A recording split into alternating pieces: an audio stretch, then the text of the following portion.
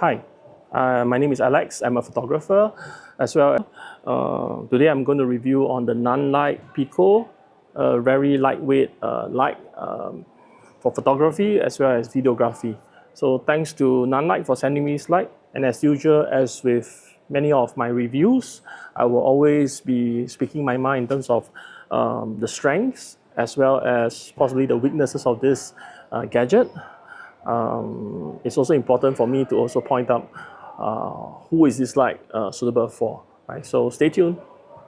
Okay, here we have the Nanlite Pico, a very portable RGB W light. So this light, let's try to switch it on. Okay, seems to be a two-step process where you press the power button and then after that you turn on. It's probably likely a feature to prevent any person from accidentally opening or switching on the lights. Yeah. So there is a total of 3 modes. The usual CCT mode, which is basically a mode that allows you to change different color temperature as well as the power. Right. There's also the RGB mode where you're able to adjust in terms of the different hues and saturation.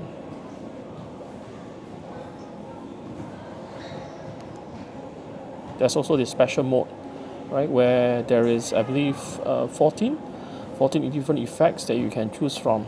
Right?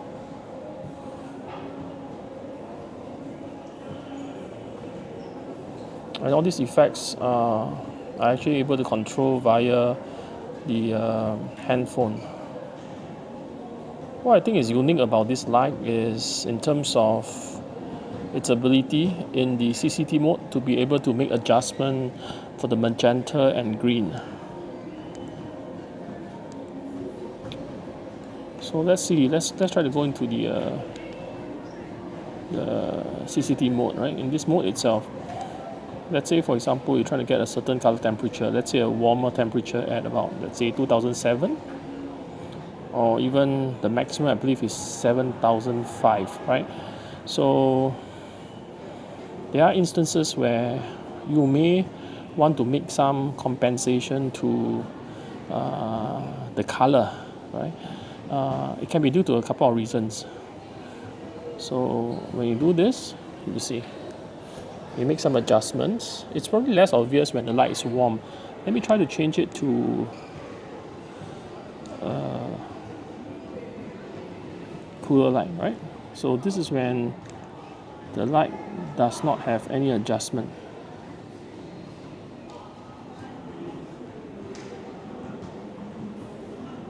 Zero.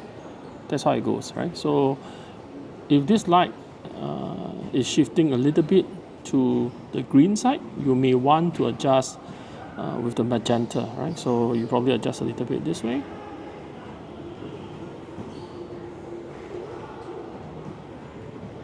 Sorry, I adjust on the wrong side. It should be on the magenta side, right? For example.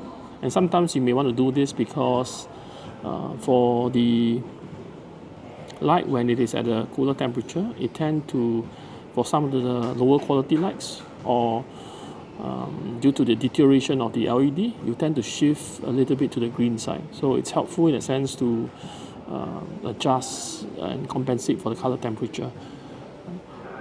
This effect is actually not as obvious for good quality lights like Nanlite. However, if it's a light that's of a lesser quality, you tend to have, or rather lights which are not meant for photography, you tend to have that shift, right, in terms of the color quite easily. I can demonstrate with probably a torch.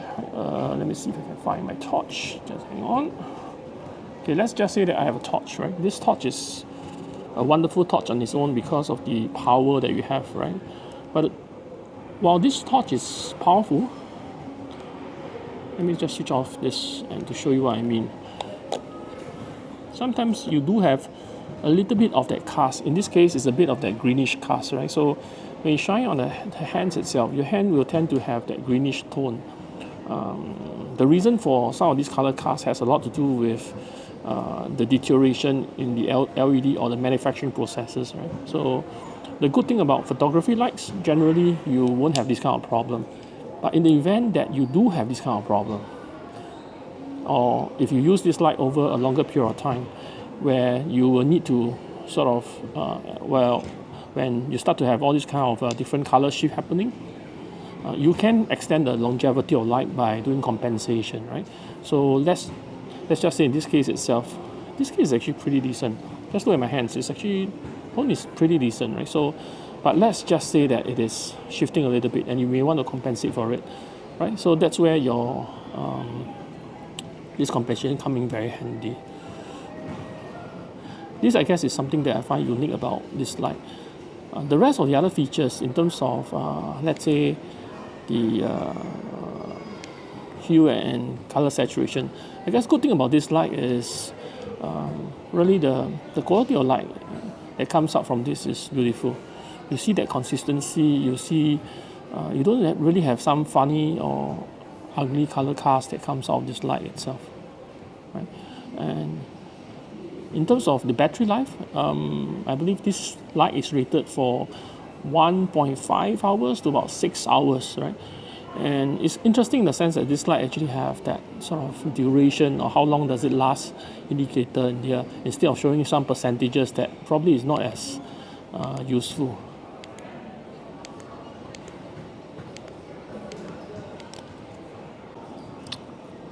Overall, the build quality of this light is actually pretty good.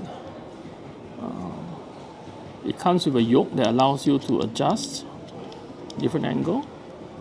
The base of it is actually magnetic as well. Let me see if later on I can find a place I can demonstrate this. It's pretty helpful in a sense where this is magnetic, you can actually stick onto somewhere and then use the light without any sort of screw mounting, right? Comes with a diffuser. Later on probably I'll demonstrate the differences between having a diffuser and without a diffuser. I guess often with a diffuser itself, the light tends to be softer. On the skin tone, it tends to be better. Okay, let me try testing the light on myself. So this is when I switch off the light. Let me show you if I switch on probably about maybe 6-7%. Yep, you can adjust this through the knob. You probably can also adjust it through the app as well. So let's say I push this all the way to probably the maximum. Let me check, is this a maximum? No, it's only 50%, right? 50%, very bright. When you push to the maximum, yeah, clearly it's way too bright, right? So I try to adjust it lower. The good thing about having a yoke is that I actually can turn it quite easily, right, to see the color temperature. Alternatively, of course, I can control through the app. So I find this yoke feature actually surprisingly useful. So this is without any light. This is probably with about 4%. 4% of light, that's how it goes. And if I do not like it, I can change the color temperature. Let me try to change the color temperature. Okay, let's see. Okay, make it more cool. Same power, no change, right? Okay, let's say I stick the color temperature to be about 3000. Okay, let me try on. Okay, looks good. Let me try, see more power. I'm sorry, I have actually also accidentally make some adjustment to the magenta and green shift. Let's say without. Say this is without. This is with the light about 4%, right? So the light itself is rated to be about 4211 lux. Lux is a measure of how much amount of light it's fall onto a surface area, right? So the larger the number, the more light that it goes through. 4200 is actually quite a bit of light, right? So in a typical sort of office setting, you probably need about 500 lux for an office desk to be properly lit. For videography, generally you need about 1000. So 4200 is more than enough, especially for vlogging. So this light allows you to adjust, and the flexibility to be able to adjust this through the app allows you to be able to control this light remotely, right? So it's actually pretty handy in that sense. Yeah. So one of the very common use for this light is actually used as a light for, let's say, your pocket tree, right? So you can mount your light like this. Generally, you need to have a cage or some sort that we have a cold shoe mount. And then the good thing about this yoke is, if let's say you are trying to get capturing of yourself, the lighting, with a pocket tree as an example, you literally can just rotate the light this way. So actually, I quite like this yoke in that sense when it comes to usefulness, right? So it allows you to capture the light quite easily. And when it comes to checking or setting, you can easily just check the setting, more power, less power, and then after that, based on that, you just rotate around. Very easy. So the magnetic feature on this Nanlite Pico is actually can be quite useful. Let's just say that let me try to set up the light. Okay, let's see. Doing this with one hand. Okay. Let's say I'm trying to set up a light, right? I'm trying to shine on myself, right? And I want to free up my hand. You actually can find a magnetic surface, and you actually can do that. Ta-da! Not too bad. Oh, the light is a bit too strong. Let me reduce the power. No wonder it's at 73%. Let me try to reduce the power to probably about 10%. Let me check. Still too very bright. Just need probably about 9%. 9%. Okay, enough, right? So you can put the light here. See the way I'm setting up the light. And this can point towards me. Hands-free. I've tried the magnet. It's actually pretty reasonably strong, right? So I don't have something heavy that can rest on it, but it's pretty strong. As you can see, actually, this light itself, as a light for one-hand operation, I think it's reasonable because the size is actually quite small, right? So I can reasonably handle this changes itself using one hand, even on my left hand, as you can see here, right? So I'm actually holding on to the camera on my right hand and then adjusting this with my left hand, right? So the menu is actually not that difficult then. So this is the color shifting. This is the power, just adjust it up and down. And then if you want to change different modes, you just press this. This is the RGB mode, right? So, and then if you want to try different effect, once you have the effect menu, different effect, there's slight different changes, right? So you basically just turn the knob to different effects. And some effect itself, you actually can change the power, the pulse rate, and so on and so forth. There's about 14 effects that you can try, right? So, yeah. I think just I've shown this one. So this is the channel that's used to connect. While you're connected on Bluetooth, there's different channels so you can control different devices. So as you can see, I can do it with my left hand, one hand, right? So quite decent for probably by being small, it allows you to hold it easily. Let me show you the difference when you're shooting without light, without any light, as well as with LED light. So let's just say I'm taking a photo of this flower, right? So, okay, let's say without any LED light, right? So let me adjust a little bit. Okay, let me use aperture priority, let's say, okay. Okay, like this, right? Not so much, sorry. Okay, let's say like this, right? So your ISO is probably in the order of about 4,000, right? So let me try, take one shot. No, I think it's, yep, okay. So this is a photo taken, right, at about 4,000. So let's say I switch on the LED light and probably give it just 25%, right, 25%. You can see easily the ISO has dropped from 4000, exactly the same setting.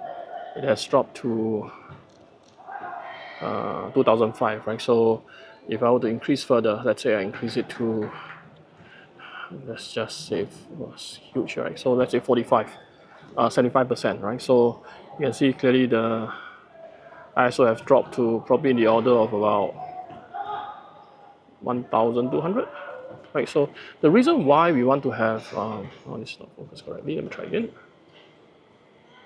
Okay.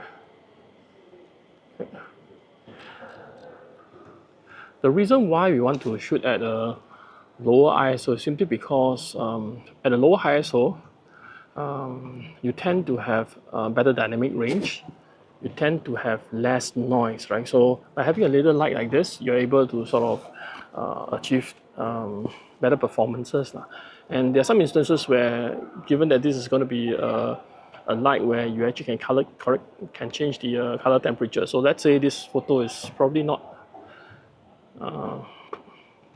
that nice looking with a cool light. You want this flower to look with that glow. So let's say I change to 2007 as an example.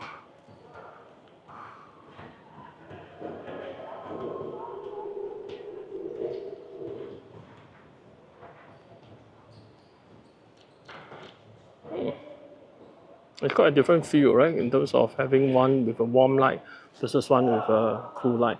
So by having an LED allows you to have this ability to change, and by having this yoke to be able to adjust, on the angle, right? So this can be useful in that sense, right? And by having a diffuser, so this is without a diffuser, you tend to have harsh lights, right? So for portraiture, probably harsh lights is not the best.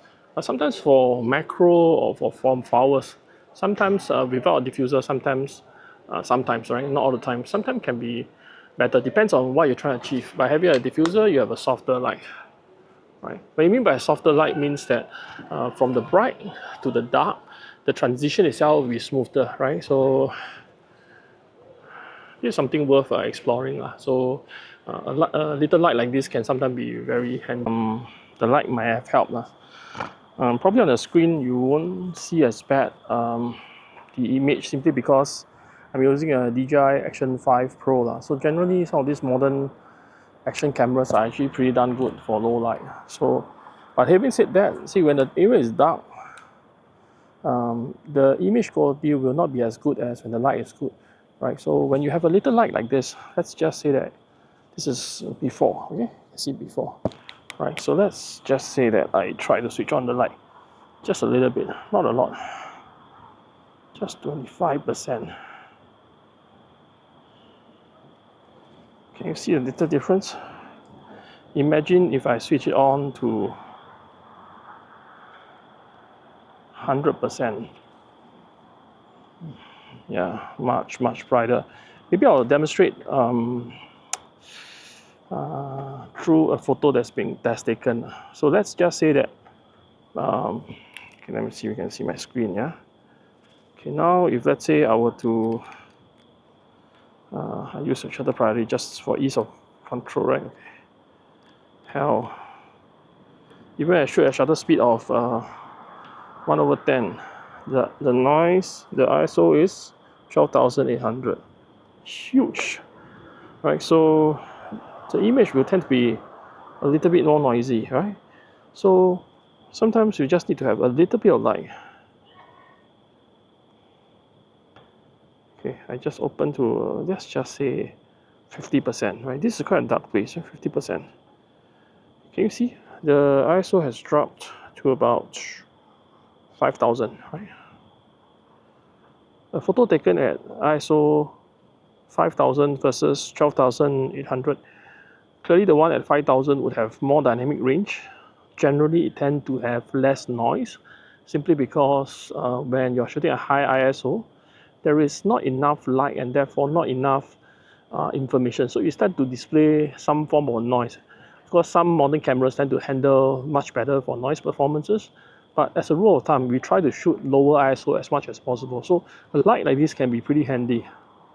So let's say I go at 100.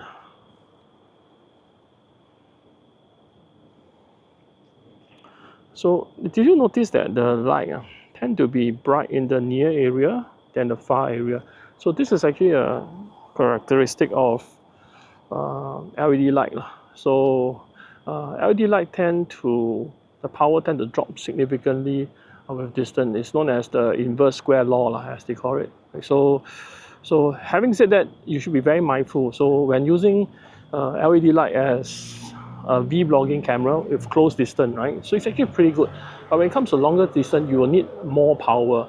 And more power often means that your LED light will be bigger, right? So that's always the trade-off that we have. Of course, the other alternative is if you want to shoot at higher brightness, using a flash or a strobe, right? It can sometimes be more helpful. So different context for different reasons. Often when it comes to close distance we're talking about probably a meter or so. LED light does a wonderful job. So this light with its amount of brightness, I think it's good enough for general purposes, close portraiture, right? So if you want to take a group photo with a large number of people in this kind of lighting condition, no, don't try this. It's not bright enough, right? But for somebody that's within this proximity in my hand, let me show you.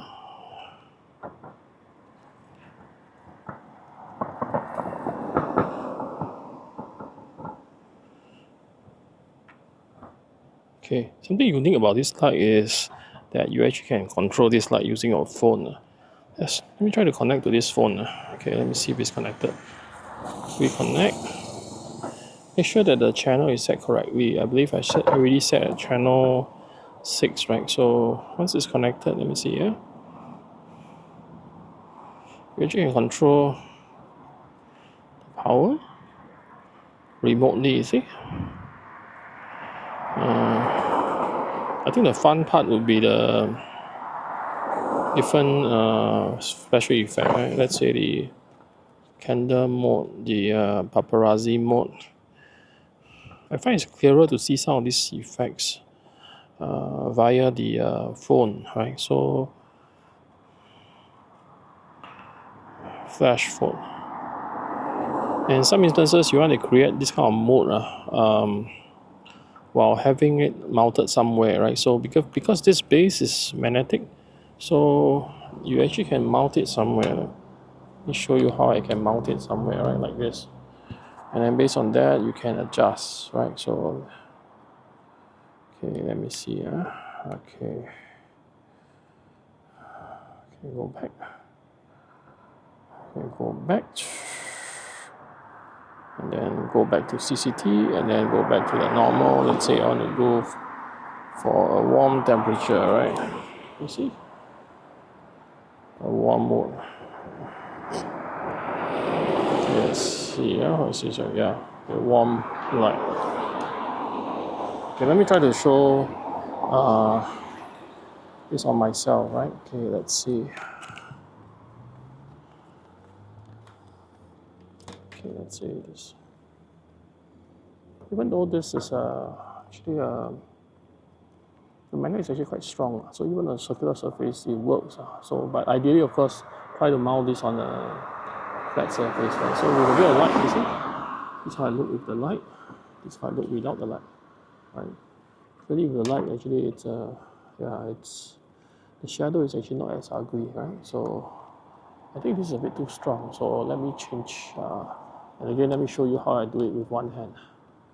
It's way too strong. So let's say I reduce the power to probably about 12, right? 12, okay. Yeah, this is actually a very nice amount of light. So, yeah. And you can also turn the light towards you. So, okay, let me summarize what I like about this light and what I think this light could do better. First things first, this light, the size. I love the size. The size is really small. This is my palm, so it's probably my palm size, which is less than my palm size, right? So at 130 grams with a power of about 4,200 lux over a distance of 0.3 meter, it's actually a very, very good power, right, for this size. That's number one. Number two, I do like in terms of the ability to be able to compensate for the color, right, the magenta and green. This means that this light would have probably a longer longevity over time, because you will expect this light to deteriorate over time of usage, simply because LED works with, for example, some lights with phosphorus, right? So the phosphorus will tend to degrade over time, and because of that, you start to have different color casts. Generally, a green cast is a very common one that has happened, right? So having the ability to compensate allows your color temperature to be more accurate. You will probably save more time in post-production in terms of editing. So that is very, very helpful. The third thing, of course, is the app. The ability to be able to control your light through the app is something that's wonderful. What I hope this light could do better is in a couple of areas. There are things that I hope this light could do better. First of all, I guess, while I say the light is powerful, in absolute terms, this is a 4-watt light, right? So it's actually not powerful enough to probably light up your whole room, right? It's good enough for a close contact, but not good enough for a larger setting, right? So, but at the same time, I'm also mindful when the power increases, it means that you're going to add in a bigger battery. It means a bigger panel, it means a heavier setup, and probably it will be less useful for sort of daily carry-on because it could be too heavy, right? So this is having a 1500 milliamp battery, good enough for easily 1.5 to about 6 hours, a very reasonable duration, right? So any more than that, well, it's good, but it's probably too much for my needs. So first of all, I guess I'm hoping that the battery power could be better. Second thing that I hope it can do a better job will be in terms of this whole, what do you call it, cold shoe, right? So it's provided with a plasticky looking cold shoe. This stuff feels premium. This doesn't feel as premium, right? So I'm guessing why the designer provided something that's so plasticky. It could have been that because when you use this kind of sort of cold shoe, when you mount it on, some people mount it directly into your camera sort of hot shoe, right? So having a softer material probably prevents damages, scratches to your hot shoe or any damages to your pin. Maybe that's the only reason why I can think of that you're using a plasticky material like this. Personally, I prefer a more durable one. So this is something that I'm hoping this could be done better. And then in terms of the app-wise, I've tried installing the apps. The instructions that's provided in menu itself did not explain that for Android user, you have to go to a Play Store. We are given a link, and it's actually not centric towards probably Android user. There is an app, there is an instruction to install via the Apple Store, but not so much the instructions to install via the... If you ask me, who is this light for? I'll say that this light looks like targeted towards those who are doing vlogging by the nature of how this light is set up, right? The amount of power you have is enough, slightly more than enough, since I mentioned that, you know, if you want for general sort of video, you need about 1000 lux. This is about 4200, right? So it's easily 4 times the amount, more than enough for close distance, right? However, this is probably not one that you use to light up for group photo as an example. This is definitely not powerful enough, right? So for general vloggers, wonderful. For photographers, I would say that for simple close proximity portraitures, single person, generally I guess is enough, right? Of course, between an LED light versus a speed light, I always prefer a speed light for the reason that, you know, a speed light tend to be a full spectrum light, and because of that, you tend to have the photo tend to be pop, right? So, but LED light is always wonderful, often for videography, simply because your flash, while it's powerful, you can't flash continuously, right? So LED light can flash, so this is good in that sense. So for vloggers, for photographers, I think generally it's decent. The third usage is something that personally I would use that way, which is for traveling, right? As an everyday carry, a EDC, this is actually quite useful for traveling. So you bring this along for traveling while you're on your photography trip, or on a family trip, or even on the plane, right? You want to search for something. It's actually pretty handy. You can actually just, if you can find somewhere there's iron, stick onto it, packed up and then do all your stuff, right? So this I would say is something, and because it's 130 gram and it's not that heavy, right? So I think it's very reasonable in terms of a daily carrier accessory. Yeah. We have come to the end of the review. I will test the light a lot more in the coming months and weeks. So do stay tuned for more reviews in the near future. Thank you very much.